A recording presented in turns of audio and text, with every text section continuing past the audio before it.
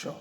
Graça e paz, bom dia, tudo bem com vocês? Hoje eu quero aqui meditar a palavra no livro de Efésios, capítulo 6, a última carta do apóstolo Paulo em Efésios. Assim diz a palavra. No verso 1, ele vai dizer assim: vós filhos, sendo desobedientes aos vossos pais no Senhor Jesus Cristo. Ele vai mandar essa para os filhos. Todos nós somos filhos. Ou ele vai dizer assim: filhos, obedeçam aos vossos pais. E aí esse é o mandamento que vem de Deus. E aí no 2 vai dizer: ora ao seu pai e à sua mãe. E é o primeiro mandamento com a promessa. Esse é o primeiro mandamento: ora ao seu pai e à sua mãe. E a todo aquele que ora aos seus pais, ele tem longos anos de vida debaixo dessa terra. Show de bola demais. Coisa simples, simplesmente valorizar aos nossos encarregados, aos nossos pais, aos nossos líderes, aos nossos irmãos, aos nossos filhos. Ele vai escrever aqui detalhando tudo. Lá embaixo ele vai dizer também: pai, você precisa amar os filhos, mas não haja separação esses filhos. Eduque eles no caminho de Deus. Ele vai dizer: eduque eles no caminho de Deus. Por exemplo, vai dizer assim: ensina a criança a andar no caminho onde ela deve andar, porque com a varada ela não morrerá. Ele vai dizer que às vezes nós precisamos aplicar um bocado, assustar um bocadinho nossos filhos, quando às vezes eles nos habituam, para que eles se arrependam dos maus caminhos, para que mais tarde eles não continuassem nessa caminhada errada e o fim pode acabar lhe causando dano. Sempre causa dano, tudo que é mau causa dano. Ele vai descer, vai falar assim: e também para entre vocês não pode haver, quer dizer, você dentro do ministério ou dentro da sua comunidade deve haver certas pessoas que você ama, as outras pessoas amam menos. Criar essa loucura toda, né? Criar essa loucura. Aqueles que te mostram o melhor sorriso são essas que você tem que amar. Não, ele vai dizer que nós precisamos amar todo mundo, independentemente das circunstâncias. Nós precisamos aplicar o verdadeiro amor a esta terra. Ele vai descendo lá no verso 10, onde eu queria chegar. No verso 10, ele vai dizer assim: no demais, irmãos meus, fortalecei-vos no Senhor e na força do seu poder.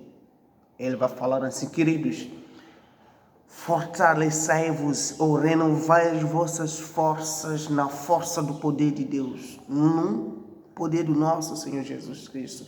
Que Jesus tem um poder, e esse poder que está com Jesus Cristo, que está em nome do nosso Senhor Jesus Cristo, nós precisamos nos fortalecer firme nesse poder. Lá no 11, revistai-vos de toda a armadura de Deus para que possais estar firme contra os agistados cilindros do diabo. Ele já vai abrir mais um bocadinho. Revistai-vos de armadura de Deus, para que nos tornemos fortes, ou para que a gente tenha uma capacidade de suportar certas armadilhas do diabo, porque o diabo ele é maluco, está tudo. Ele cria armadilhas para o homem.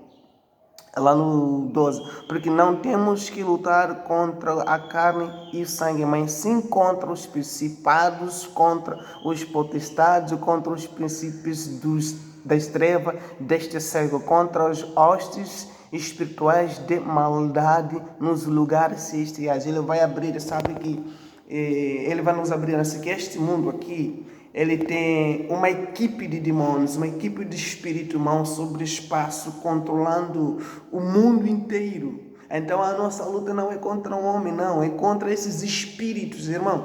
E veja só, o que esses espíritos são capazes de fazer? Ele usa o homem para destruir o outro homem. Ele usa, até usa os mais superiores para poderem destruir os pequenos, os menores. Eles terão que obedecer, às vezes são destruídos pela obediência, porque ele não tem como, ele está submisso ao líder, ele está submisso ao grandão lá em cima, então tem que obedecer. Então ele usa essas pessoas, ele usa o homem para poder combater os outros. Então ele vai falar para que nós precisamos nos investir de armaduras de Deus, para que a gente lutemos contra esses espíritos. Querido, o seu inimigo é invisível. Nós temos um inimigo invisível, nós precisamos nos preparar para esta batalha. E só que para que a gente vá a essa batalha, precisamos nos investir também de um poder invisível. Assim vamos vencer essa batalha. Não pela própria nossa força, mas sim pela força dele. Ele vai descendo lá no 15. E calçai os pés na preparação do evangelho da paz. E tomando sobretudo o escudo da fé com o qual podereis apagar todos os dardos inflamados do diabo. Ele já vai aí, no 15, ele vai dizer que nós precisamos investir a capacete da fé. Está falando, essa carta é uma coisa mais linda na minha vida.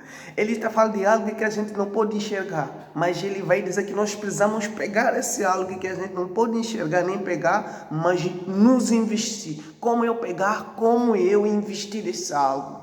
É de joelho, é pela minha consciência, pelo meu coração, entregue, usar. Todos nós temos fé, só que preciso você saber aplicar a tua fé.